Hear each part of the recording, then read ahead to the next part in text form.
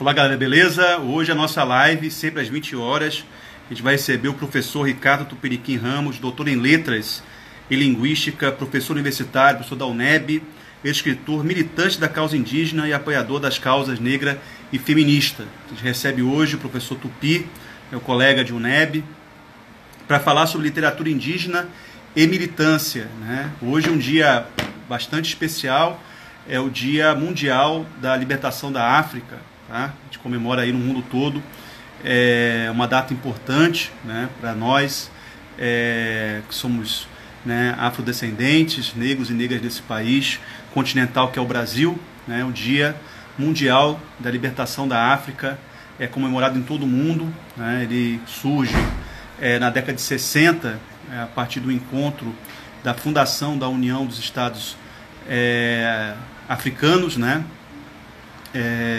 E é celebrado no mundo inteiro o Dia Mundial da Libertação da África. Tá bom? Então é bom a gente tá fazendo a nossa referência e a nossa ancestralidade e cultura africana tão importante na formação do nosso país, assim como a cultura indígena. Tá? Então hoje a gente vai falar sobre literatura indígena e militância com o professor Ricardo Tupiniquim Ramos, que é professor da Universidade do Estado da Bahia, meu colega de UNEB, doutor em Letras e Linguística, professor da UNEB, escritor, militante da causa indígena, apoiador das causas negra e feminista. Tá bom? Então a gente está esperando aqui o Tupi entrar na nossa live para a gente iniciar o nosso papo. Lembrando que nós realizamos lives todos os dias, às 20 horas, né? Só nessa semana, no domingo não rolou a live, mas rolou a semana toda. Essa semana, algumas datas, né, não vai estar rolando porque eu vou participar de outras lives, né? Participo de live na quinta-feira, salvo engano, a convite da UFRB, junto com meu colega Luiz Flávio. E isso na quinta-feira, né, às 19 horas, a gente vai debater necropolítica, territorialidade, uma live no YouTube, né, da pós da UFRB. E ao longo da semana a gente vai manter a nossa programação de lives sempre às 20 horas. Tudo bem? O professor Tupi já está na live? O professor Tupi foi meu colega por um período lá em Ceabra, na UNEB, e hoje está no campus de Caetité. Ele é professor, doutor em Letras e Linguística. Boa noite. O Clube da Gleice, é isso? Você está por esse...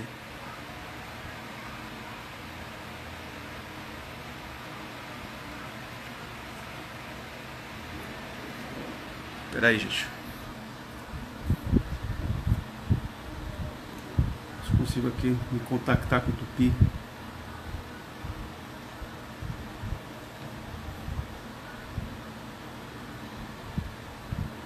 E eu tô sem suporte, viu, gente? Eu até disse pra vocês na última live, né, que o meu suporte quebrou. Tô fazendo no MOOC aqui a live. Salvador no estado é feriado, né? Hoje é São João, o equivalente a São João. Temos aí feriado segunda, hoje, terça e quarta-feira. A gente está se aproximando aí do pico, né? Então a situação é bastante grave. É importante reforçar: fiquem em casa, gente, fiquem em casa, porque pode correr o risco do nosso sistema de saúde colapsar no estado da Bahia e infelizmente a gente ter que, né, ver situações, como já aconteceu em outros lugares do mundo, de escolher quem vive e quem morre. Então não dá, né? Então vamos ficar em casa, reforçar, ouvir o apelo das autoridades para que a gente não tenha mais pandemia, um aumento, né, do número de casos na Bahia. Tupi tá com problema aqui, tá com o Insta ativo, mas não vê ao vivo. Será que ele entrou na minha live?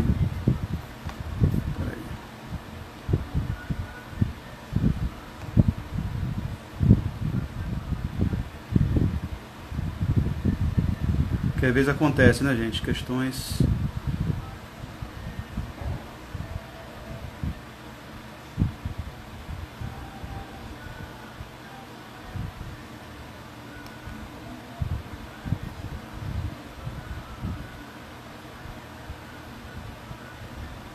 E como tá o feriado na área de vocês aqui? Ah, tá aqui o professor Tupi. Peraí.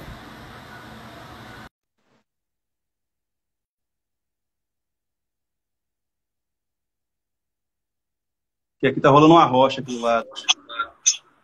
Tudo bem, professor? Tudo bem, boa noite. Desculpe, eu me atrapalhei um pouco aqui com a questão da live, mas já consegui entrar. Boa noite Tá a você, ótimo. boa noite a todos. Ô, professor, muito obrigado, viu? Obrigado mesmo pela sua presença aqui. Como anunciei, né, para os nossos pessoas que estão acompanhando a nossa live, o professor Tupi é doutor em Letras e Linguística. Ele é professor da UNEB, né? Foi meu colega. Sim, Período seu breve colega, exatamente. na ICEABRA, está em Caetité hoje, né, professor? Isso. E ele vai estar falando sobre literatura indígena e militância, né? O professor Tupi é doutor em letras e linguística, professor universitário, professor da UNEB, escritor, militante da causa indígena e apoiador das causas negras e feministas. Lembrando que hoje é Dia Mundial da Liberdade Da África. da África, né? Dia Mundial da África, importante data. Professor, o que o senhor tem... primeiro agradecer, né, ter aceitado o convite, né? Muito feliz de receber meus colegas aqui nas lives, porque elas sempre são muito ricas nessa troca. A gente está vivendo um momento difícil da pandemia, do isolamento social, mas, apesar de estar separado, a gente busca estar dialogando, né? E esse diálogo é importante, porque ele vai também tocando em pontos importantes. E acho que a rede social é um instrumento para a gente também promover esses diálogos. E o tema de hoje é bem interessante, que é sobre literatura indígena e militância, né? Então, a gente está falando de Dia Mundial da África, está falando da importância do continente africano, né, na formação do Brasil, e também, inegável, né, a importância dos povos indígenas para a formação desse país, né? Então, eu queria que o senhor falasse um pouco sobre isso, né? Porque, de uma maneira geral, as pessoas acham que não houve influência ou não há influência, não tem uma importância, né? Ou muito menos falar de uma literatura indígena, de uma militância indígena. E que fala um pouco para a gente sobre isso. Bom, inicialmente assim, a gente tem que situar que os povos indígenas no Brasil hoje, né, nós temos cerca de entre 215 e 315 etnias, portanto, povos diferentes. Por que não se tem um número preciso? Por dois motivos. Porque ainda existem povos que não foram contactados. A uma altura dessa, ainda existem povos que não foram contactados 520 anos depois, e também porque vai depender do critério, muitas vezes, que os antropólogos utilizam para classificar uma etnia ou um grupo étnico. De qualquer forma, nós, povos indígenas, representamos hoje cerca de 1% da população brasileira, por isso também a falta de visibilidade. Só que, além de serem culturas muito diversas, essas culturas também são expressas por uma diversidade linguística absurda.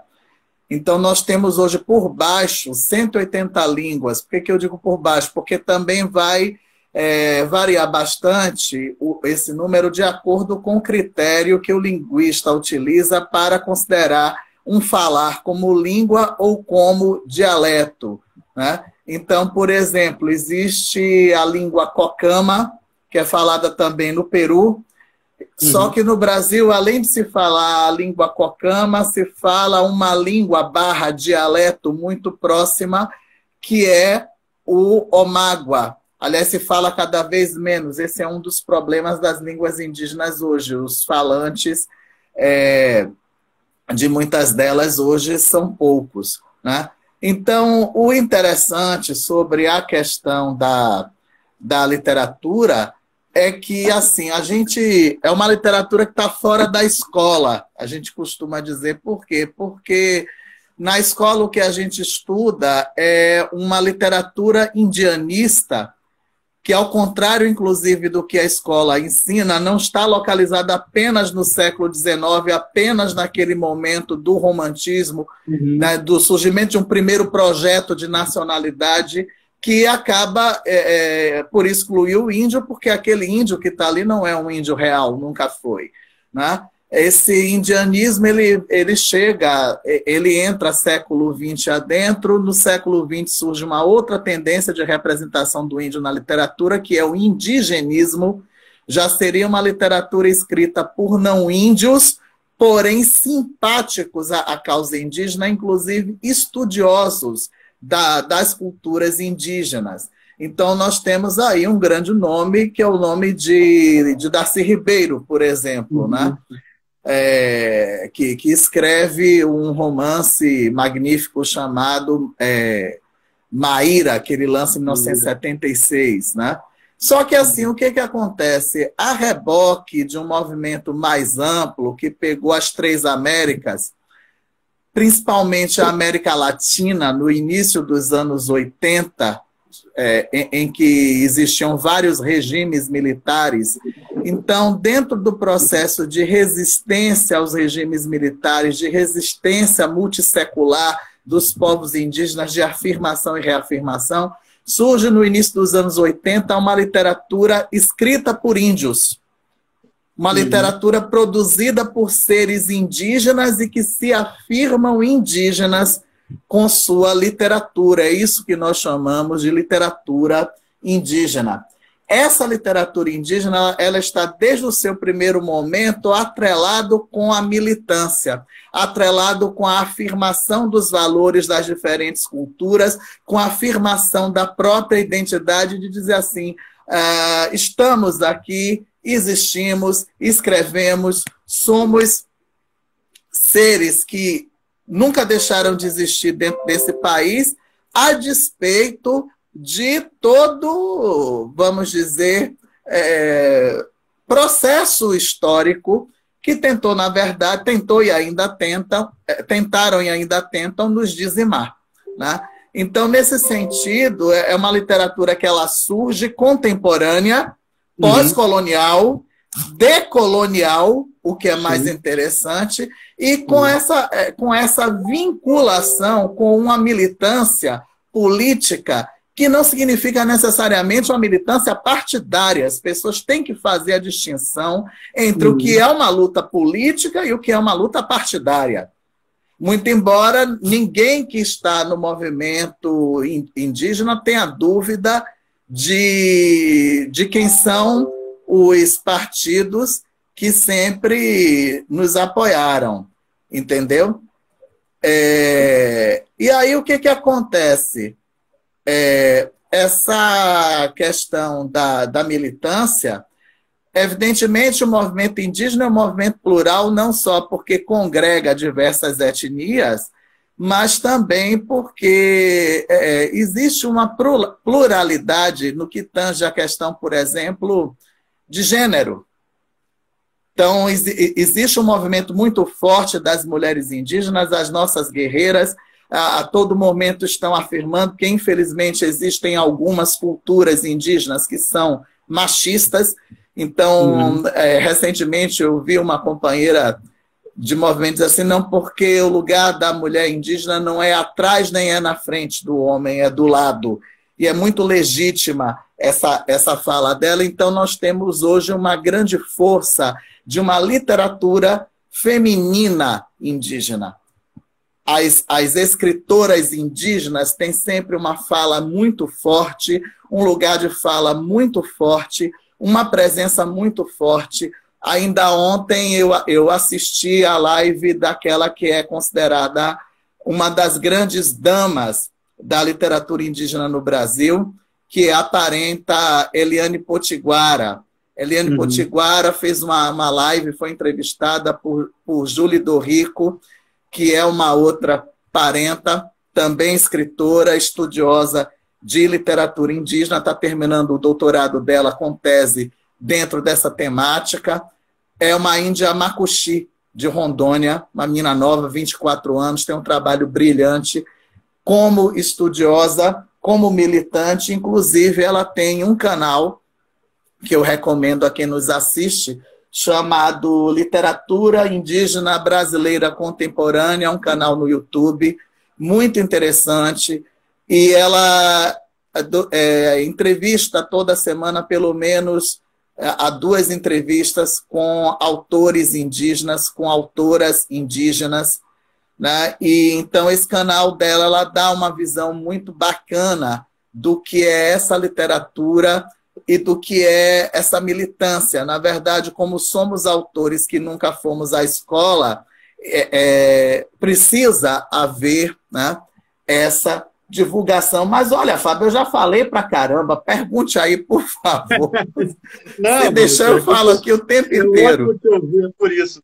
Não, só para registrar aqui, ó, a galera que tu tá falando, o professor Gildeci mandou um abraço lá de Seabra, professora Pires Mina, Eliette. Então, ele, além de um grande amigo, um grande parceiro de trabalho, ele é meu compadre, padrinho da minha filha, né? Então, é um irmão que a UNEB me deu. Coletivo Feminista Maria de Caetité, Sandrinha, Rosa Novaes, pessoal aqui né, saudando, parabenizando pela live. Professor, o senhor identificou 3 momentos, né? O indianismo, o indigenismo e a literatura indígena. Literatura indígena, exato. Dos anos 80, né? Essa literatura indígena que eu identifico dos anos 80, que tem um caráter militante para além de bandeiras partidárias, ela tematiza o que exatamente, né? Assim, sobre o que fala a literatura indígena, quais são os temas, qual é a preocupação. E no meio dessa diversidade que você colocou, linguística, né, cultural, dessa diversidade de povos que formam, né, os povos indígenas, a preocupação com a afirmação dessas identidades, né, num contexto que o Estado brasileiro se recusa a reconhecer os povos indígenas como sujeitos de direito, né? Então, a literatura, que eu coloco como instrumento de militância, também está vinculada a esse projeto, né, de reconhecimento do direito dos povos indígenas. E quais são os temas que a literatura indígena vem abordando, e os principais nomes, né? Você citou a Eliane Potiguara, mas no início da década de 80, quais são os nomes que se destacam nesse cenário? E outra pergunta tem a ver com a questão da língua, do idioma, né? É uma literatura escrita em português ou uma literatura escrita nas línguas originárias? Eu queria que eu falasse um pouco sobre isso também. Ok, então veja bem, vamos lá. A questão da temática. É claro que cada escritor, quando escreve, ele afirma a sua identidade na escrita, né? Então, assim, vai se tratar das questões culturais, vão ser retratadas as lendas, os personagens próprios de cada etnia, a história dessas etnias, a questão do local do índio em relação à sociedade envolvente, dentro da sociedade brasileira. O Estado brasileiro não se reconhece como um Estado plural, diferente de outros estados sul-americanos, como o Chile, por exemplo, né? Então, esse embate foi muito sério quando, da elaboração da atual Constituição, o movimento indígena esteve muito presente. Eu citei Eliane Potiguara, ela estava lá. Além disso, nós temos a figura de Ailton Krenak, que ele é praticamente uma unanimidade dentro do movimento indígena, como o grande cara que vem propondo, desde aquela época, uma epistemologia indígena, uma forma de pensar e de afirmar, né, isso. Então, mas assim, não conseguimos aqui, na Constituinte de 86, o que outros países sul-americanos conseguiram, que é o reconhecimento de que dentro desse Estado brasileiro existem várias nações. E aí a gente chega numa fala absurda, como a do sinistro da deseducação, na famigerada reunião ministerial, que ele abre a boca para dizer que odeia a expressão povos indígenas. Ele não odeia a expressão, ele odeia os povos. E aí ele vem com aquela cretinice, todos são brasileiros. Sim, mas assim, existe uma única forma de brasilidade? É isso que questiona. Então, essa literatura tensiona essa relação com a sociedade envolvente. É uma literatura que sai sempre em defesa de uma epistemologia ecológica, de uma forma de conviver com o mundo de forma respeitosa com outros seres humanos, mas com os outros seres que existem dentro do planeta, e pela qual o índio, inclusive, questiona essa forma de viver, né, da sociedade envolvente. Interessante que, assim, existem índios que habitam no espaço da aldeia, existem índios que habitam na cidade. Esses índios que habitam na cidade, ou nasceram na cidade, como é o meu caso, nós somos chamados índios desaldeados, porque estamos fora da aldeia, né? Então, assim, muitos índios desaldeados escrevem essa tensão entre as duas culturas é muito presente na escrita, exatamente porque a gente está no entrelugar, mas a gente está no entrelugar sabendo o lugar que de fato estamos. Tá? A minha identidade índia tem uma construção recente, é uma construção de 20 anos, embora eu tenha 44. Tá? Mas assim, eu me construí índio a primeira vez que eu visitei a minha aldeia ancestral. E eu não sou o único. Eu conheço outras pessoas, inclusive dentro do nosso ambiente acadêmico comum, Fábio, dentro da UNEB, que também tiveram uma construção da identidade indígena um pouco tardia. Sim. Tá? Só que, de fato, a questão não é quando a pessoa se reconhece e é reconhecido, mas o que ela faz a partir de então. Então, muitos índios desaldeados que são escritores vão tensionar essa questão do Estado envolvente, junto também com aqueles que são aldeados, porque, de qualquer forma, o conflito existe, o conflito é permanente. E hoje, de fato, o principal conflito é a questão da demarcação de terras, né? Embora a questão mais urgente e mais atual, no sentido de atual de agora, exatamente agora, é a questão da pandemia, porque, infelizmente, devido à penetração de indivíduos não índios em terras indígenas, nesse momento de pandemia, penetração ilegal para realizar atividades econômicas ilegais, etc., e até atividades criminosas. Então, na verdade, nós temos uma situação do coronavírus já ter chegado muito às aldeias, isso tem angustiado, na verdade, parentes de todas as etnias. Índio se chama de parente, independente de ter o laço consanguíneo ou não ter, né? Então, assim, e mesmo se não houver uma proximidade entre as etnias, então, assim, eu sou um índio tupiniquim, portanto, eu sou do grupo etnolinguístico tupi, mas eu chamo a Julie, que é macuxi, portanto, ela, se eu não me engano, ela é de grupo G, ela é parenta do mesmo jeito que a Márcia Cambeba, que os Cambebas são tupis, né? Então, é por aí. Você me pediu que falasse de nomes, eu citei a grande dama, né, que é Eliane, mas também tem a outra grande dama, que é a Graça Graúna, da mesma geração que ela. Ailton Krenak assim, um grande pensador, como eu disse, está entre os grandes pensadores indígenas, mais ou menos da minha faixa etária. Então, aí a gente já vai ter uma outra, entre aspas, geração, né? Mas aí a gente tem que citar Daniel Munduruku, que já é militante há bastante tempo. Eu já falei aqui da Márcia Cambeba, tem a Aurita Tabajara, que, por sinal, é a única cordelista indígena. Ela tem uma poesia maravilhosa e escreve um cordel divino, minha amiga, né? Tem o Jecupé, né? Existe o Jecupé, na verdade, ele e a família dele são vários escritores dentro da mesma família, né? Tem o Aripuanã e a esposa dele, Lia Mina Poti, os dois também são escritores. Então, por isso que eu remeti ao canal da Julie, ao Literatura Indígena Brasileira Contemporânea, porque, na verdade, lá ela traz todo um panorama e entrevista com muitos desses parentes, né, que é muito curioso como cada um, como é que diz, apresenta a sua literatura e dentro dela a sua etnia. Isso é muito bacana, a gente tem esse panorama da diversidade da literatura indígena no canal da Julie.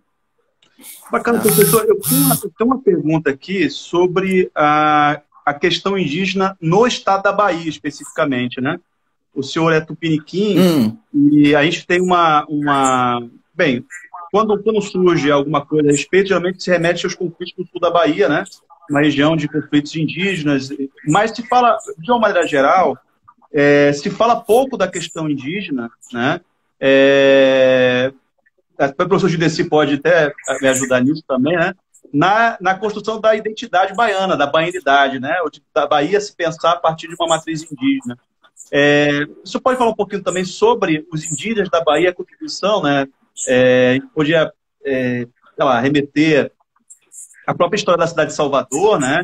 Tem relação direta com os povos indígenas que estão aqui, mas acho que agora mesmo aqui na obra que foi feita aqui na Avenida 7, encontraram vários artefatos indígenas aqui na Avenida 7, na cidade de Salvador, que está tão marcada pela presença negra, mas a presença indígena também ela se fez presente, se faz presente, né? Não é só resquício arqueológico, histórico, né? É a presença... Sim, não é interessante. É interessante isso, porque, veja bem, quando a gente para observar registros do início da colonização, então, por exemplo, nós hoje temos ciência de que onde está ali o Museu do Carmo, ali, né, o Museu do Carmo, o hotel e tal, sim. Ali funcionava uma aldeia tupinambá. Há registros históricos que dizem isso. Né? Os índios do litoral da Bahia de Todos os Santos eram tupinambás. Ainda estão na Bahia até hoje, se você pensa em Olivença. Em Olivença existe uma terra tupinambá, né? Eu, inclusive, conheço índios desaldeados que são dessa etnia, conheço índios aldeados também. A questão de uma base indígena não é só para a baianidade, mas para a cultura brasileira. Eu não gosto do nome herança, porque herança você herda porque alguém morreu, e, na verdade, nós estamos muito vivos. Então, eu prefiro falar de uma base civilizatória, uma base cultural forte. Né? A questão toda é que, ao longo dos anos, pela diminuição drástica, pelo fenômeno da depopulação indígena, isso com o tempo foi apagado. Mas, assim, você falou de baianidade. Você pensa a baianidade um prato da culinária afro-baiana, afro-brasileira. Caruru. Inegavelmente, é um prato africano, afro-brasileiro. Mas o nome é tupi. E disso eu estou falando com um pouco de propriedade, não por ser índio tupi, mas por exatamente estudar essa língua. A palavra banta para quiabo é calulu. Calulu. Quando foi trazido da África para cá o quiabo, porque o quiabo não é americano, e chegou o prato, tudo bem? Você tem, então, na verdade, a ausência do fonema lê em tupi antigo. O fonema mais próximo é um re. E caru-caru, que vai dar caruru, é uma expressão que, em língua tupi, faz sentido, porque caru é comer, comida. Então, caru-caru é a comida, é a comida que é boa. Então, caru-caru faz sentido para o índio ouve calulu, repete caruru, e é caruru que fica. O único lugar que esse encontro civilizatório é possível é aqui.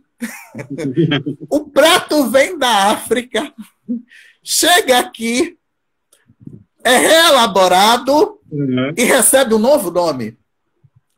Então, assim, agora, para você perceber, muitas vezes, essa base dentro da baianidade, tem que estudar, tem que pesquisar. Né?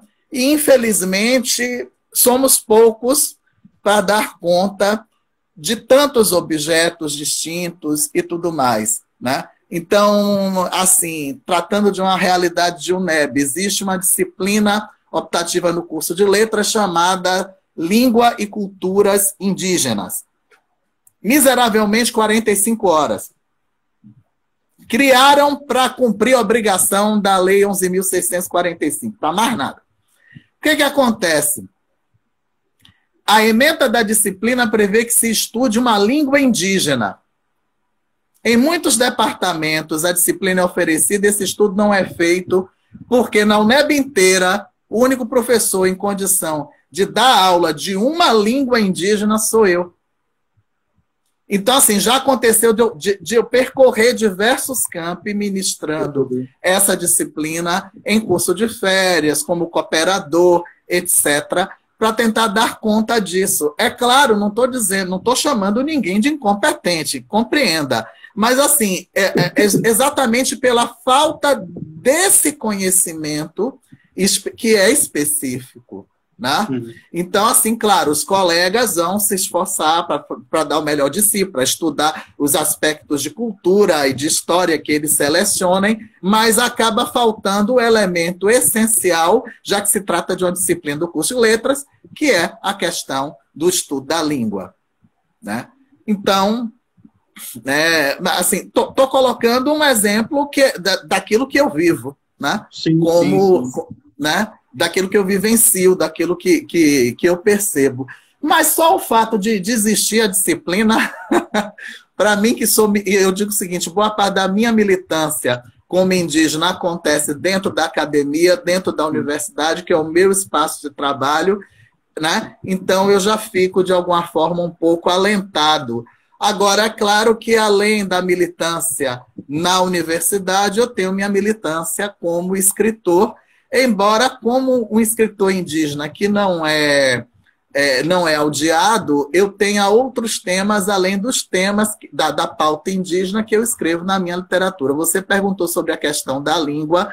De um modo geral, nós, escritores indígenas, escrevemos em língua portuguesa porque não escrevemos para nós mesmos, mesmo aqueles escritores que são de povos que mantiveram as línguas, né? Então, existem algumas iniciativas de uma literatura bilíngue, né? Alguns parentes têm escrito literatura bilíngue, eu também escrevo poesia bilíngue, né? em português e em tupi antigo. Eu tenho, engraçado que de agosto do ano passado para cá eu tenho produzido bastante essa questão de uma poesia bilíngue, né?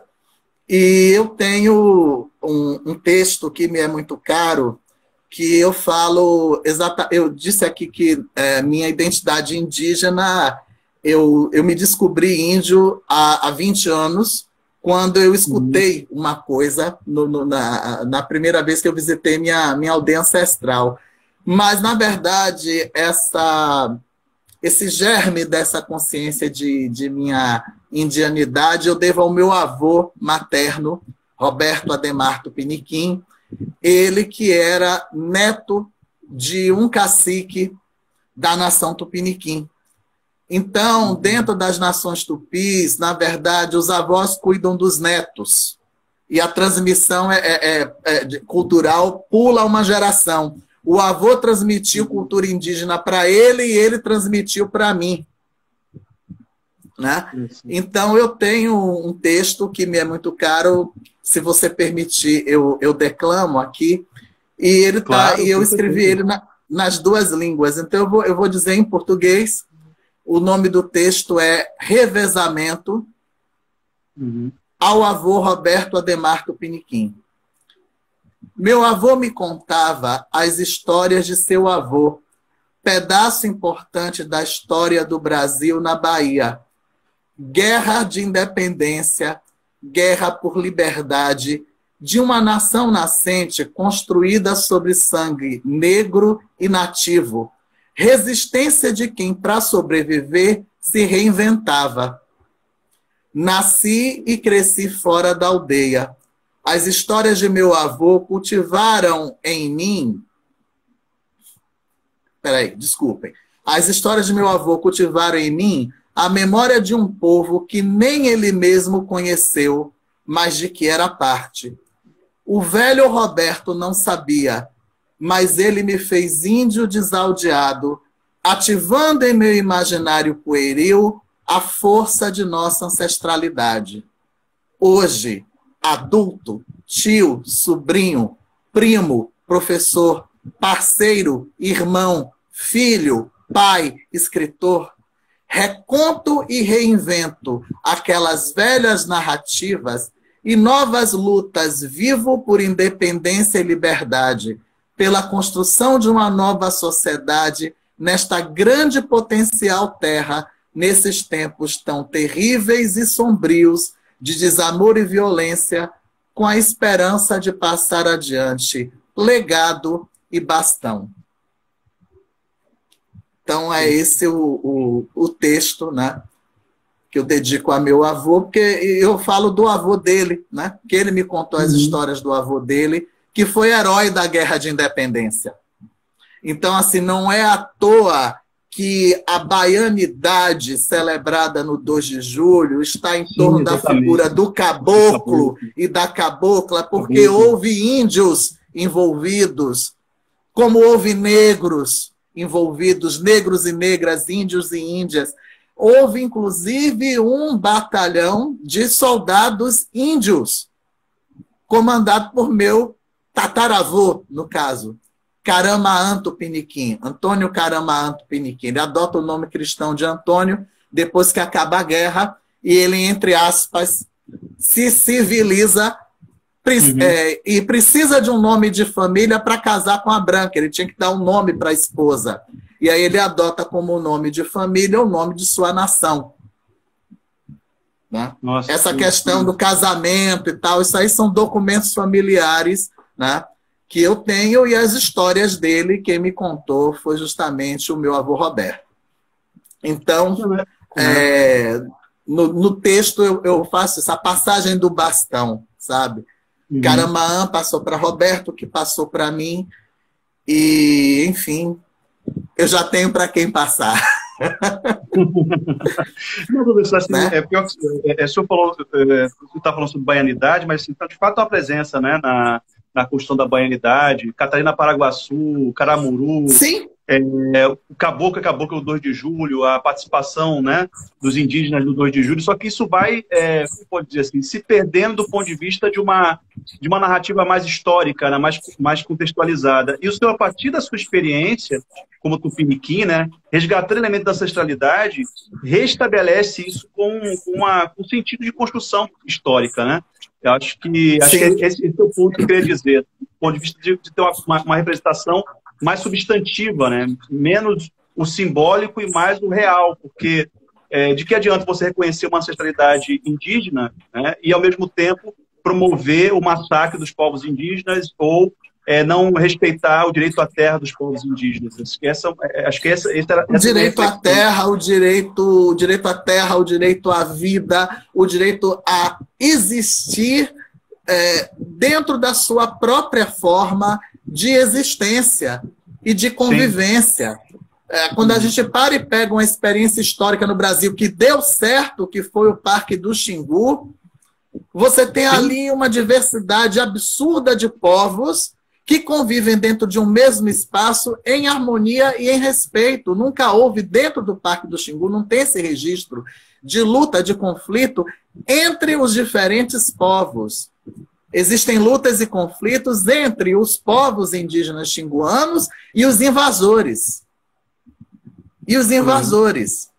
Né? E a coisa de alguns 4 anos, mais ou menos, invadiram uma área no Xingu, desmataram e tiveram que parar tudo. Por quê? Porque debaixo da mata que eles derrubaram surgiu uma cidade. Então, até a historiografia precisa se rever sobre isso, porque sempre diz assim, porque os índios brasileiros sempre habitaram tribos. Tribo, cacete. Tribo é uma forma de organização social que não tem registro na América do Sul. Sempre nos organizamos em cacicados simples ou cacicados complexos. Só que aí você chega descobre a mata está escondendo uma cidade os que habitavam ali são os ancestrais dos atuais índios Cuicuro. E essa cidade era uma cidade que cabia 58 mil pessoas, uma cidade do tamanho de minha querida Caetité, onde eu trabalho. Entendeu? Então, 58 mil habitantes, que zorra é essa? Isso estava escondido debaixo da mata. Aí, o bonitinho do invasor do agronegócio vai, derruba a mata. Quando surge aquilo, tudo ficou embargado, porque sítio arqueológico não pode mexer. Então, na verdade, a gente usa a literatura como instrumento de militância, como instrumento de denúncia das coisas que acontecem, como instrumento de afirmação da identidade, e, independente disso, a gente pode escrever por qualquer outra coisa, porque a literatura, ela sendo arte, o sujeito vai expressar o que quiser, né, dentro da sua arte. Ano passado, nós tivemos uma situação absurda de desmatamento no Brasil. Esse desmatamento permanece, não é verdade? Então, ano passado eu escrevi um poema dentro dessa escrita bilíngue, aí que eu digo, o cara é muito pirado, porque é assim, poesia bilíngue, eu escrevo em português e em tupi antigo. Poderia escrever no moderno, mas eu escrevo no antigo, por uma opção. Opção, inclusive, política. Aí o que acontece? Eu escrevi, só que boa parte dessa poesia bilíngue eu estou escrevendo dentro de um gênero que é um pouco desconhecido dos brasileiros, que é o tanka. O tanka é um gênero tradicional de poesia japonesa. Na verdade, são 31 sílabas que você tem que distribuir em 5 versos. Né? E aí eu tenho escrito dentro dessa forma, aí você veja, uma poesia bilíngue português-tupi, escrita numa forma que nós herdamos do Japão, é uma coisa pós-moderna e também decolonial, reconheço. E aí eu escrevi um texto que tem a ver com esse contexto que nós estamos hoje, embora não fale de doença. O texto fala da questão do desmatamento, mas está valendo, eu acho que para o contexto atual. Como só são 5 versos, eu vou ler em tupi e depois em português. Ka'atası, Shi ibi ala, okatasi yaseu, manon sapura, tasi oanga arape, be osuk tupambipe. A dor da mata. Meu ser nativo chora a dor da mata, morta, queimada. Dor ecoa no mundo e chega aos pés de Deus. Nossa, que coisa linda, professor. Puxa.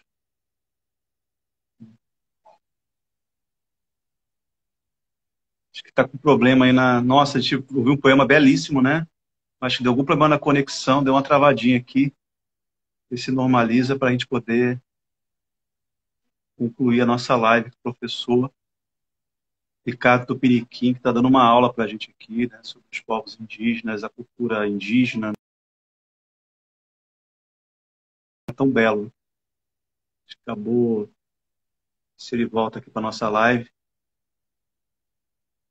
Gente, assim, eu não estava acompanhando aqui as postagens de vocês, né? Estava belíssimo, né? O poema do professor,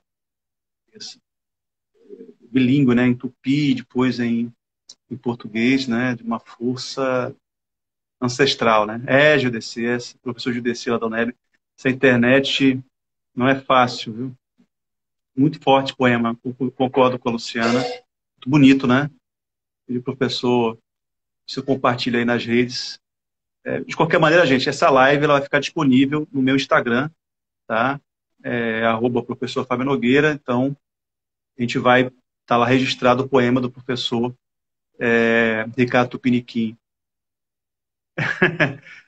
Acho que o teu Instagram ficou emocionado. Eu fiquei emocionado, gente. Não sei vocês, mas eu fiquei muito emocionado com esse poema. Não sei se também é o momento que a gente está vivendo, né?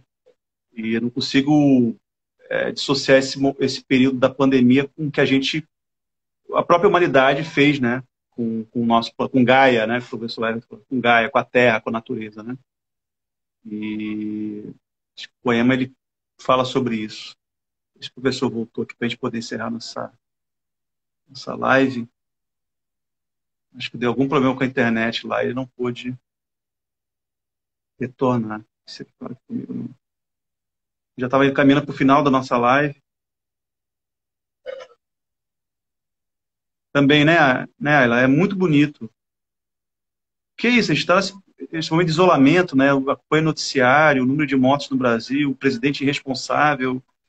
A gente viu aquela chuva, aquela tempestade, aquela nuvem de poluição sobre São Paulo, né? Que era resultado do desmatamento da Amazônia. E ver esse ministro do meio ambiente, no Ricardo Salles, falando de passar boiada durante o período da pandemia, quer dizer, aumentar a destruição da natureza.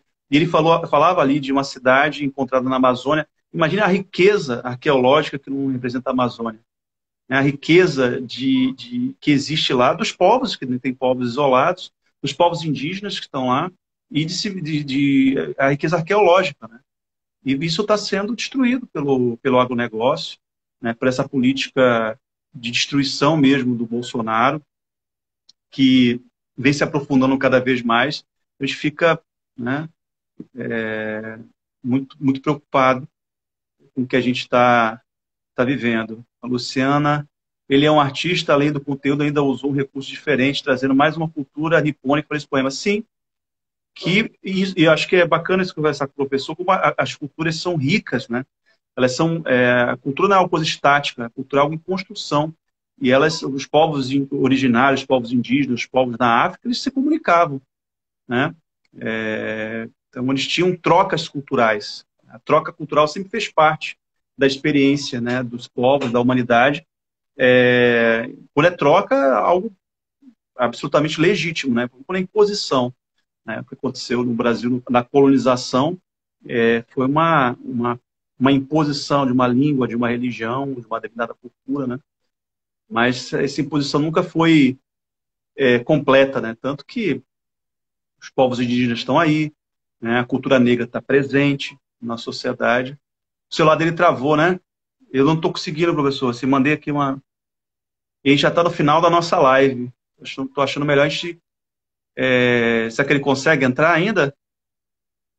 Para finalizar? Porque a gente já está quase no finalzinho. Porque o Instagram é o seguinte, 50 minutos, né, gente? Chegou 50 minutos. Então, aí... Ah, voltou. Então, chama o professor para ele poder... Peraí, se dá certo. Ah, não vai conseguir então voltar, professor?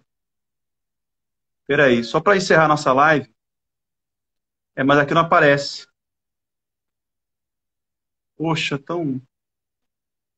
mas não está aparecendo aqui. Não está... mas não está aparecendo, então não tem como convidar ele para a live, entendeu? Eu acho que pelo computador não entra. Tem problema no celular. Peraí. Adicionei aqui. Vê se no computador, professor. Estou adicionando o senhor agora. Se aparece com um vídeo para a gente poder encerrar nossa live. Live potente, viu? Aprendi bastante.